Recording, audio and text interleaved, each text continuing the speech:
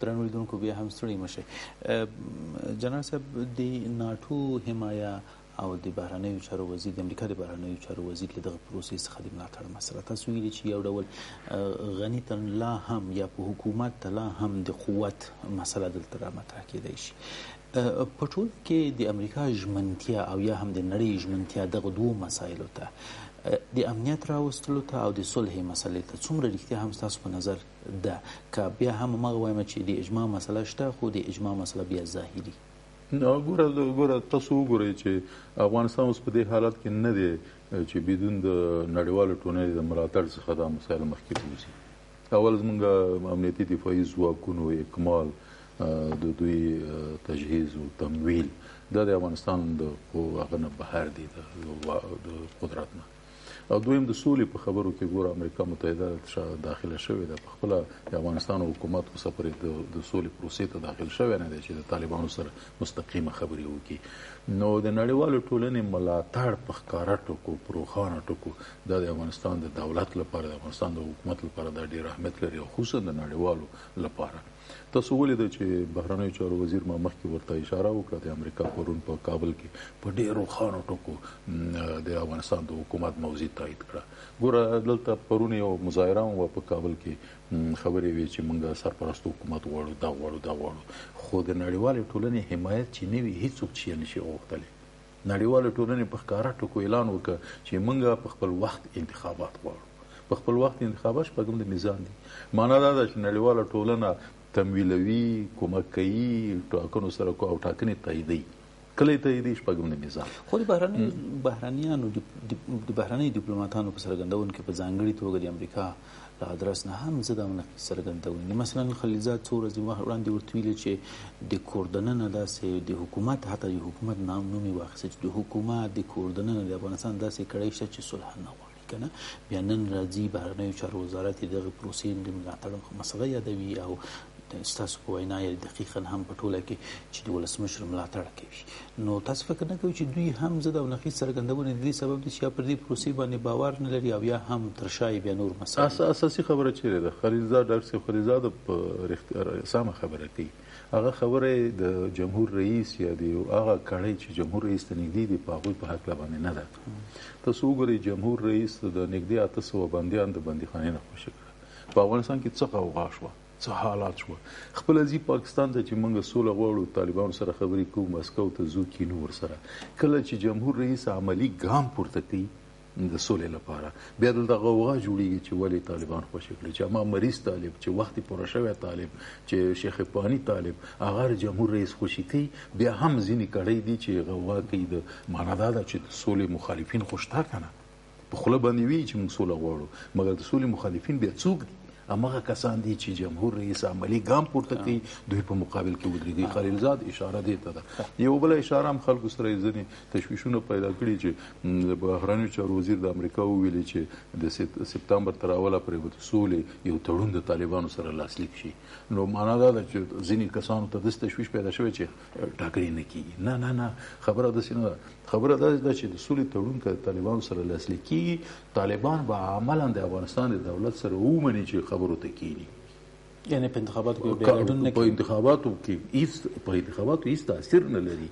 په خپله موږ دې مسلې ته نه یو رسېدلی تر اوسه د افغانستان دولت او طالبان سره ناست نه دي. معنا دا نه ده چې نن امریکا د فیصله وکړه په څلورو مسلو باندې چې امریکا خبرې کوي په هغې باندې فیصله وشو او بس سوله وشو او خلاص نو رد شي طالبان.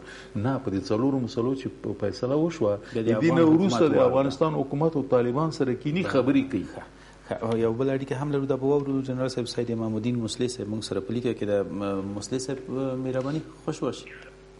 جنرال صاحب عزیز سلام علیکم صاحب. علیکم السلام. سلام برای خود شما برای مهمان محترمتان. علیکم خدا کنه یک چند حرف می‌زنیم همین حرفای ما را بشنویم. جنرال صاحب محترم حرفای ما را قطع نکنید برادر. خواهش می‌کنم مهربانی. ببینید محترم بارها عظیمی تلویزیون شما عظیم قوات شما خداوند شما را خیر بده. صدای ملت میشنوین صدای مظلومین میشنوین. ما بارها عظیمی مطبوعات شما عظیمی رسانه شما گفتیم که رفتن با پاکستان اشتباه است. اگر رئیس جمهور میره یا کسای دیگه میره پاکستان به اختیار خود قضای افغانستان نیست. بدون فیصله امریکا پاکستان یک قدم برداشته نمیتونه. این جدا متوجه باشه، رئیس جمهور متوجه باشه، تمام بزرگان این ملت متوجه باشه که پاکستان در قضیه افغانستان یک حرکت کرده نمیتونه، یک قدم برداشته نمیتونه بدون اجازه امریکا و ناتو و به حساب انگلستان. چرا خود رشخند میکنید؟ چرا خود به عزت میکنید؟ چرا نام افغانستان به زمین میزنید؟ عمر بازها چندین بار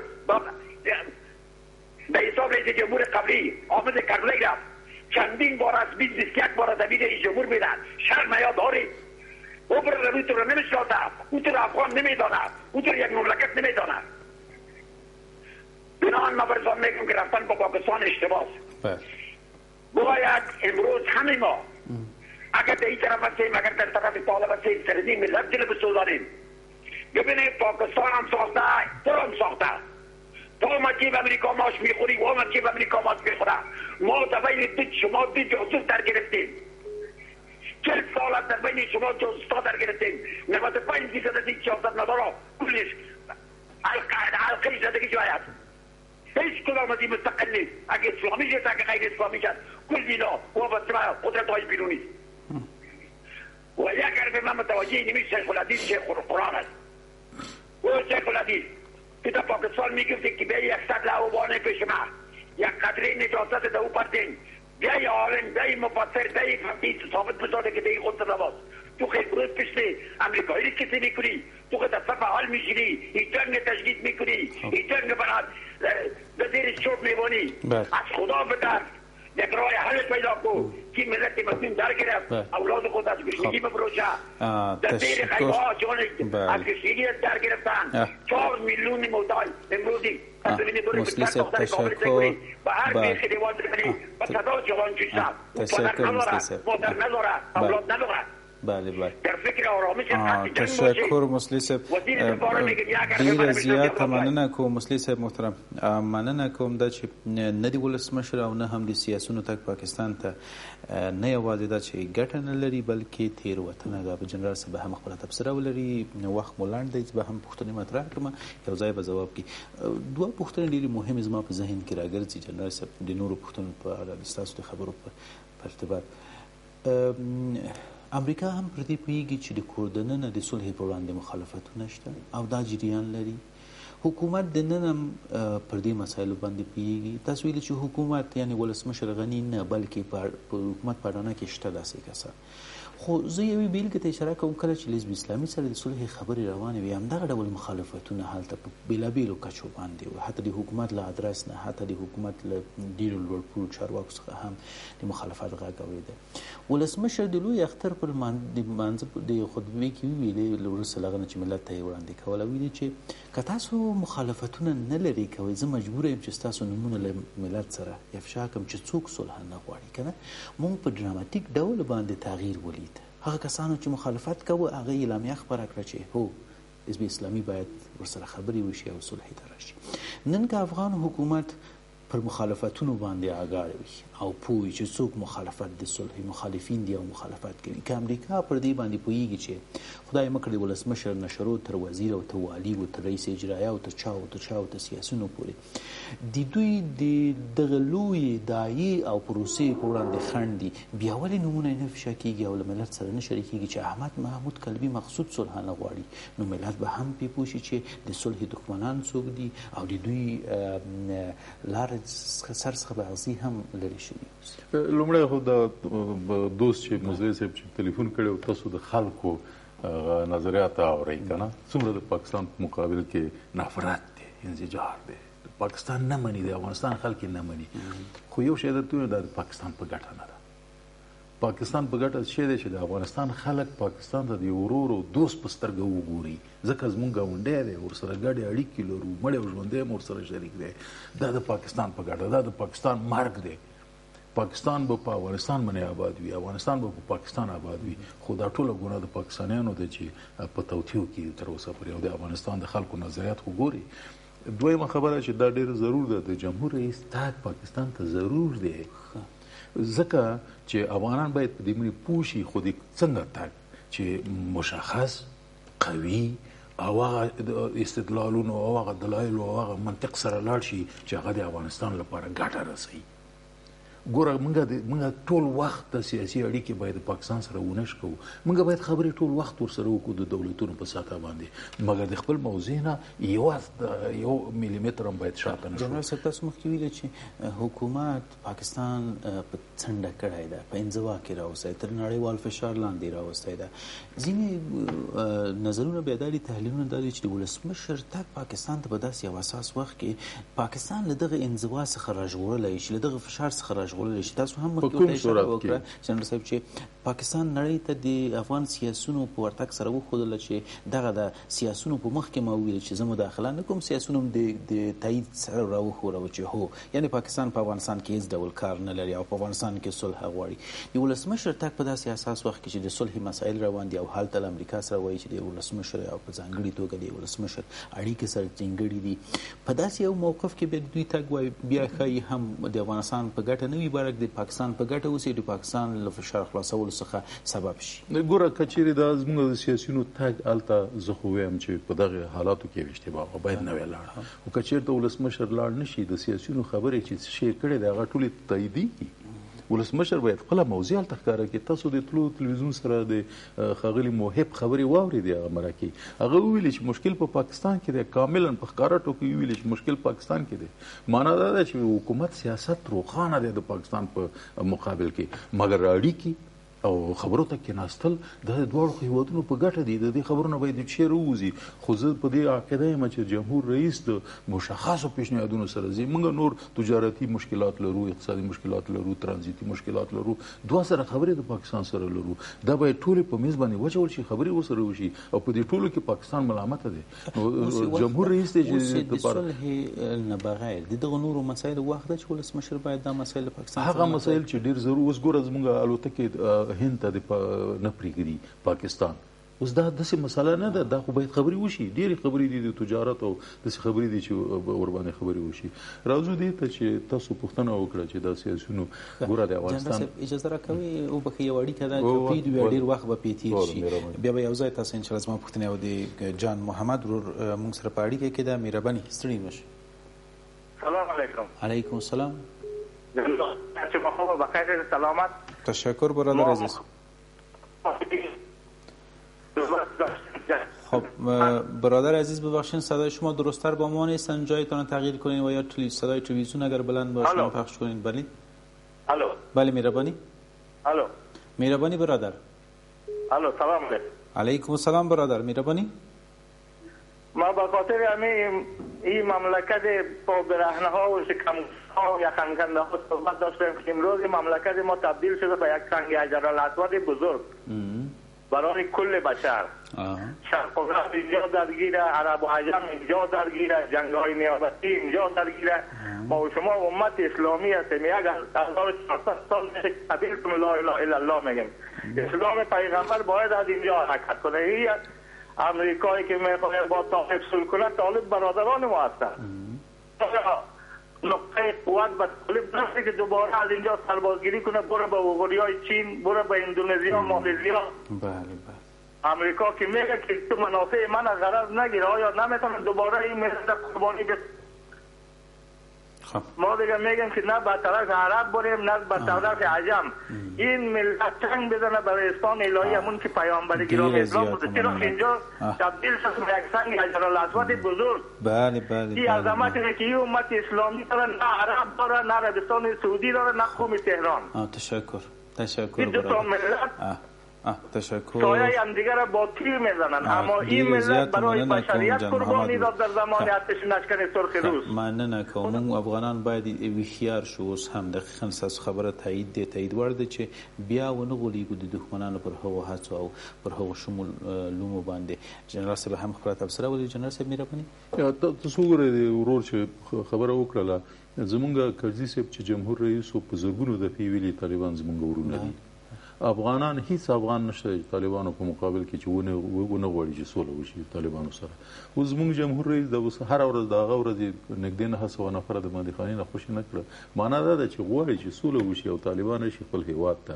خو هیله دا ده چې طالبان هم دغه مسله هیڅ کړي، د افغانانو مشکلات هیڅ کړي او راشي سولې ته آماده شي. یعنې جنرال صاحب تاسو یوازې خنډ طلب طرف ته ګڼئ؟ ګوره دا اوس عملاً ګوره د افغانستان حکومت کله ویلي، د افغانستان حکومت هر ورځ اعلان کوي، جمهور رئیس اعلان کوي چې په ننګرهار کې، هرات کې، قندهار کې، کابل کې کته دفتر غواړي زه ورکوم، که امنیت غواړي زه ورکوم، که خبرې کوي زه، که بهر کې خبرې را سره کوي، بدون د قید و شرط آماده ده چې خبرې ورسره وکړي. دوی چې اول باید زموږ ستونزه د امریکا سره حل شي.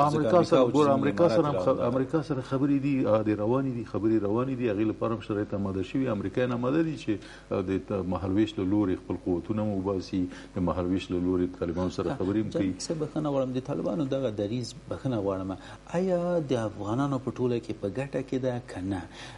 طالبان داسې فکر کوي چې ګویا که چېرته موږ افغان حکومت سره د اوس له فرض کینو او هر څه ورسره حل کړو، نو هر څه د امریکا او د نړیوالې ټولنې په لاس کې دي. که موږ سبا د بندیانو د خوشي کېدو، د بهرنیو ځواکونو پر وتګ، دلته د هغه ډول نظام چې دواړه سره سلا شي، پر دې باندې توافق ته ورسېږو او ورته نور مسایلو باندې توافق ته ورسېږو، که امریکا په آخري دقیقه کې ویل چې نه، نو دا هر څه به اوبو وړي او لاهو شوي به وي، که نه؟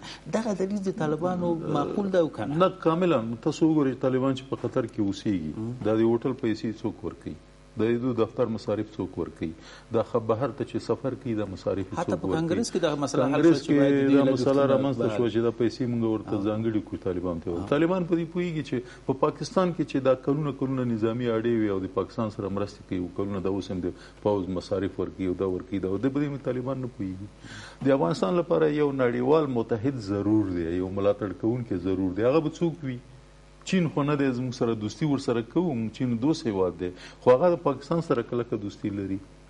روسیې سره خو موږ اوس عملا هغه نه لرو، که زموږ دوست هېواد دی روسیې سره موږ اړیکې لرو، محصلین بوځي هلته ورسره سفارت یې دلته شته دی، خو زموږ سره هغه مرسته نشي کولی لکه امریکا متحده ایالات چې کوي. نو معنا ده یو نړیوال ملاتړ کوونکی زموږ لپاره ضرور دی، که طالبان دلته حکومت سره یو ځای وي او که طالبان نه وي. نو معنا ده هر څوک چې په دې باندې باید فکر وکړي چې څنګه وکولی شي چې د امریکا متحده ایالات سره خپله دوستي وساتي د افغانستان په ګټه باندې. جنرال صاحب علیحده مسله ده چې فکر نه کوم چې طالب دې هم ونه غواړي. طالب څرګندونې کړي که نه چې موږ سیاسي حمایه، سیاسي روابط، تګ و راتګ دا مخالفت نه لرو د امریکا سره، صرف د دوی د حضور، نظامي حضور په اړه د دوی ډېر غلي. زه دا وایم چې د طالب دغه ویره آیا په ځای ده چې ګویا که سبا افغان حکومت سره په ډېریو مواردو، په ټولو مواردو کې توافق ته ورسېږم، بیا به امریکا وایي چې نه، زموږ ګټې دلته نه دي تامین.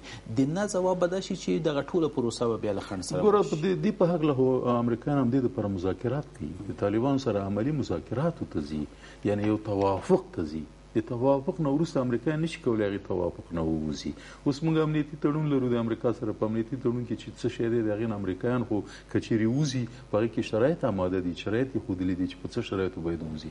طالبانو سره د مذاکرات هم دې لپاره دي چې د طالبانو قناعت حاصل شي چې په څه شکل د افغانستان دولت سره خبرې وکړي او دلته راشي. یو شی ګوره دا دی چې طالبان تر اوسه پورې دې ته آماده نه دي او یا نه و آماده چې په افغانستان کې د کابل د حکومت سره خبرې وکړي او دلته ګډ حکومت جوړ کړي. هغوی فقط د امارت اسلامي په فکر کې، او امارت اسلامي نه د امریکا په ګټه دی، نه د افغانستان په ګټه دی، او امارت اسلامي دلته د سیمې هېوادونه هم نه مني. نو دغه انتقادونه پر طالب باندې باید اوس له فرض کونه شي چې طالب صلح نه غواړي. طالب صلح غواړي، ولې د امریکا له خبرو نه وروسته چې یو ځل د هغوی هغه عمومي تایید واخلي، وروسته له هغه نه به افغان حکومت سره ازادېږي، او دا یې ویلي دي چې اوس موږ افغان حکومت سره نه کینو، خو کله چې له امریکا سره مسله حل شو بیا افغان حکومت سره کینو. یعنې دا یې نه ده رد کړې چې موږ هېڅ نه کینو. نو ګوره طالبانو ټول وخت ویلي دي چې موږ د افغانستان حکومت سره دا حکومت نه منو، تر اوسه په رسمیت باندې رسمي اعلان نه دی کړی چې موږ د افغانستان حکومت په رسمیت پیژنو، خبرې ورسره کوو. خدای نه دی ویلي مثلا چې قطر موږ ورسره نه کینو. دا دی چې امریکایانو سره دوی کوم مشکلات چې لري حل دي کړي. هیڅ مشکل نشته د افغانستان د حکومت لپاره، هیڅ مشکل نشته د افغانستان حکومت لپاره. دا مشکل دی چې طالبان راشي په میز ته کینی، خبرې وکړي، هر نوع شرایط چې لري هغه مخې ته وچی، په هغې به خبرې وکړي، یو بل ته تېرېږي، دواړه افغانان دي سره موافقې ته رسیږي او سولې ته رسیږي. جنرال صاحب فکر نه کوي چې لږ زره عجله مونږ کوو مونږ افغانان په ټوله کې، یعنی ځکه دقیقاً زموږ عجله پر ځای ده، ځکه چې مونږ دومره کړېدلي یو، دومره یې وژلي یو، دومره بم، دومره چاودنې چې نهایتاً د ذاتي پتنګ یو. د دقیقې لپاره څخه هم مونږ غواړو چې صلح راشي، نه د ساعتونو لپاره څخه که نه. نو دقیقاً چې زموږ عجله پر ځای ده، بې ځایه نه ده. ولې په ځینو مواردو کې باید مونږ له تفکر، له فکر، له ښه معقول سیاست، له ښه ذهنیت څخه کار واخلو. هغه دا ده چې پرېږدو چې طالب د امریکا سره خپله ستونزه حل کړي. نو کله چې د امریکا سره ستونزه حل شوه، که امریکا وویلې چې هو زه وځم او طالبه ته راشه حکومت در واخله، هېڅ امکان نه لري چې د افغانانو نظر دلته شرط نه وي که نه. نو طبیعي خبره ده چې د افغان حکومت لوری یا د افغانانو نظر به دلته هم اخیستل کېږي چې طالبه وروره ته د امریکا پر دغو شرایطو باندې پر کومو شرایطو راځي حکومت اخلي، ستا یعنې په عامه اصطلاح ستا پلار به یې هم رسکه وانخلي که نه. یعنې مونږ فکر نه کوي چې ډېر بې ځایه عجله کوي. ګوره زه کاملا دا ستاسو خبره په ځای ده. د افغانستان حکومت کله مخالفت کړی دی د طالب او د امریکا د متحده ایالاتو ترمنځ د خبرو؟ قطعا مخالفت نه څرګندونې هغه څه شوي چې تر ننه پورې اړیکې سره خرابې هغوی مخالفت نه دی کړی. د طالب د محب خبرې داسې نه وي چې مخالفت یې کړی. هغه ویلي چې د افغانستان حکومت باید په جریان کې وي. هدف دا دی چې خبرې چې کېږي، کومه برخه چې د افغانستان حکومت پرې مربوطه دی، د افغانستان حکومت باید په جریان کې وي او دا د افغانستان د حکومت حق دی. ته ګوره چې دلته مسله د افغانستان ده. هر څوک چې په مسکو کې خبرې کېږي د افغانستان د حکومت موافقه چې نه وي، روسان څه حق لري چې مخالفین غواړي هلته خبرې کوي، طالبان غواړي؟ دا د روسانو حق نه دی، په ښکاره ټکو باندې حق نه دی. ډېرې جالبې مسلې ته تاسو اشاره وکړه. د افغان حکومت له اجازې او مشورې پرته په مسکو کې 2 ځلې ناسته وشوه. په روسیه کې هم همدغه ډول په هغه کې وبکې په پاکستان کې هم ناسته وشوه. خو د افغان حکومت مشوره نه وه، هر هغه ښه خبرې هم د منلو وړ نه ده. نو افغان حکومت باید له دې نه ویره ونه لري چې طالب د سبا له امریکا سره جوړیږي، بیا زما خبره پکې نه عملي کېږي. کاملا ویره نه لري. ګوره مګر د افغانستان د خلکو لپاره ګوره تاسو ولیدل چې محب چې کله کومه خبره وکړه، د افغانستان خلک ټول په ولایتونو کې ځوانان او ښځې واړه غټ راپورته شو د محب په حمایت کې. د افغانستان دولت حق لري چې د افغانانو لپاره، د افغانانو هغه تشویش لپاره یو خبره وکړي چې د افغانانو تشویش رفع شي. په قطر کې خبرې روانې دي، د افغانستان دولت په جریان کې نه دی. نو معنا دا ده چې د افغانستان خلک په جریان کې نه دي تشویش. دا د هر افغان لپاره څخه د پوښتنې وړ مسایل دي. کاملا محب دا ښکاره خبرې کوي او زه خبر نه یم. محب دا ښکاره کړه، محب په نه را باندې په د یو افغان په توګه باندې دا خبره وکړه، د افغانستان خلکو ته حمایت وکړي. اوس نو جنرال صاحب بخښنه غواړم، امریکا څه غواړي چې افغان حکومت په جریان کې نه اچوي او تر ننه یې پورې نه ده اچولی؟ ګوره تاسو ولیدل چې په لومړي سر کې یو مشکلات و، مګر هماغه پروسه را وګرځېدله. پروسه را وګرځېدله په دې هکله باندې د امریکا متحده ایالات په اشتباه کې وه، مګر پروسه را وګرځېدله. اوس ټول مسله دغه ځل چې خلیلزاد راغلی و، ټول مسلې د افغانستان دولت سره په ډېر ښکاره ټکو شریک کړه. د افغانستان ټول هغه مشکلات او هغه تشویشونه رفع کړي دي. اوس هغه چې خلیلزاد راځي خپل ټول مذاکرات د افغانستان دولت سره کوي، خبرې ورسره کوي، او دا د افغانستان دولت ورسره مرسته کولی شي د خلیلزاد د خبرو سره. ځکه خلیلزاد چې هره فیصله وکړي، هر خبره د طالبانو سره وکړي، د افغانستان دولت خوښه نه وي، ځای ته نه رسیږي. دا د افغانستان دولت کومک دی د خلیلزاد سره، مرسته ده چې تر څو سولې سره مرسته وشي. نو زما هدف دا دی چې تاسو یو پوښتنه وکړئ چې د افغانستان دولت ولې نمونه نه افشا کوي، مګر دا ګوره تاسو دا تاسو په خپله ځواب کړه. ځکه موږ سولې ته باید په ډېر احتیاط لاړ شو. که موږ داسې دی چې هر څوک ووایي نن چې زه د سولې مخالفت کوم او د افغان دولت دستي نوم ووایي چې هغه سړی دا د سولې مخالف دی، هغه خو په افغانستان خلک نه پرېږدي. د افغانستان د خلکو کې هم حزب اسلامي سره دا ونه کړه چې خلک د نومونه افشا کړه. اوس هم د افغانستان دولت په ډېر احتیاط او په ډېر شهامت باندې د سولې خواته روان دی. که تاسو د اشرف غني خبرې اوریدلې وي، ټول وخت هغه وی زه سوله کوم طالبانو سره، خو 1 ملي متر د افغانستان د ګټو نه شاته کېږم نه. زه دوستي کوم د امریکا متحده ایالاتو سره، خو 1 ملي متر د افغانستان د ګټو نه شاته کېږم. زه د پاکستان سره خبرې کوم، خو مشخص پیشنهادونه لرم. د کوټې شورا وتړه، د پېښور شورا وتړه، د میرانشاه شورا وتړه، د ټال شورا وتړه. دا شورا باندې تحرکات مکه دا شوراګانې وتړه. دا اوس هم چې روان دی، خبره په همدې ده چې پاکستان ته وایي چې ګوره که ته سوله غواړې موږ سره مرسته کوي، دا شوراګانې وتړه. نو جنرال صاحب بخښنه غواړم، د ملي یووالي پر حکومت باندې د پاکستان له اړخه له پاکستان سره د روابطو او پاکستان ته د امتیاز ورکول تر ټولو زیاته نیوکه دا ده چې په دې حکومت کې په کیلومترونو پاکستان را نږدې شوی او خاردار سیمې پر دغه کړغېړنې پولې باندې تیر کرښې باندې بخښنه غواړم تیرې که او افغان حکومت ونه که ګوره تاسو ګوره د هغه د انصاف نه به لرې وي. تاسو ولیده چې په کونړ کې په څو ځل په د خط سر باندې جګړې وشوې، زموږ سرتېري شهیدان شو که شهیدان نه شوه. تاسو ولیده په پکتیا کې زموږ قوتونه د راکټونو د توپونو د ټانکونو سره لاړل، پاکستانیان یې په شا وتمبول که نه، جګړې ورسره وکړې که نه. موږ منو چې د پاکستانیان په ځینو ځایونو کې رامخکې شوي دي، خو خبره دا ده چې افغانستان زخمی افغانستان دی. موږ که اوس جګړې ته داخليږو پاکستان ته د افغانستان په ګټه نه دی، مګر مسله ده د مسلې به حل شي. پاکستان په دې پوهېږي چې 1 سانتي متر خاوره د افغانستان موږ پاکستان ته نه پرېږدو. 1 سانتي متر چې خاردار سیمې په غزولای سبا به دا ونړ تا ولې د خاردار سیم دی په پکتیا کې ولې چې خلک راپورته شو او سیمان راټول کړ، ټول پاکستان ته ور واچول. د همدې ورځې په تمه یعنی طالب دا کار وکړ، په ځینو موارد کې راپورونه خبره شو کنه که افغان حکومت هم طالبانو نه دی کړی. طالبانو په وجود کې د سیمې خاردار غزول شوی دی. هغه سیمون چې ټول شو د سیمې خلک افغانان د سیم نه مني. ته یې منې؟ نه. زه یې منم؟ نه یې منم. څوک چې مني هغه افغان نه دی. مګر مسله د طالبانو په وجود کې د پاکستان د مخکې شوي ټول افغانانو غوښتنه هم همدغه ده چې زه یې نه منم، ته یې نه منې، غږ مو پورته کړی ده. ولې افغان حکومت غږ نه ده پورته کړی؟ شرایط چا ورته آماده کړي؟ شرایط طالبانو ورته آماده کړي. که نن په افغانستان کې سوله وي، اردو وي، قوت وي، سیاسون سره یو ځای وي د حکومت سره، په هماغه ورځ باندې د سیم هم ټولېږي، په هماغه ورځ باندې د ډیورنډ مسلې ته 1 سانتي متر پاکستان مخکې نشي تللی. په خط باندې موږ قوتونه د طالبانو سره د خپل افغانانو سره په جګړه یو. موږ د دې وخت لپاره لرو چې د پاکستان یعنی دا انتقال بیا تر ډېره حده پورې دا ده چې پخواني حکومت کې هم جنګ و جګړه و طالب و، ولې تر ډېره حده پورې د حکومت غږ پورته کېده چې پاکستان ته دا کار مه کوئ. طالبانو په وخت کې طالب خپله طالب و، ولې دا پرې نه ښودل شو؟ ولې په دې حکومت کې بیا دا کار وشو حتی غږ پورته نه شو؟ دا په سلګونو د جګړې چې د ډاکټر صاحب اشرف غني په وخت کې شوې دي. دا پکتیا کې د څو ورځې مخکې چې دا جګړې وې، دا په خپل باندې په خط باندې جګړې نه وې په دې وخت ډېره زیاته مننه صاحب. د عام افرادو په توګه او بیا په ټوله کې تر حکومته باید رښتیا هم چې زموږ ملي ګټې، زموږ ارضي تمامیت، زموږ ملي نوامیس باید وساتل شي او درناوی ورته وشي، ځکه دا زموږ ارزښتونه دي او د ارزښتونو د ساتلو په مسؤلیت بیا هم پر ټولو کې حکومت ته ګرځي. جنرال صاحب نه هم مننه کوم. په انفرادي شکل باندې د عامو افغانانو غږ پورته کول دا پر دې معنی دی چې هیڅ افغان حاضر نه دی چې د افغانستان ملي ګټې قرباني شي. تر بیا هم په لاس پارم خاله او سوکاله.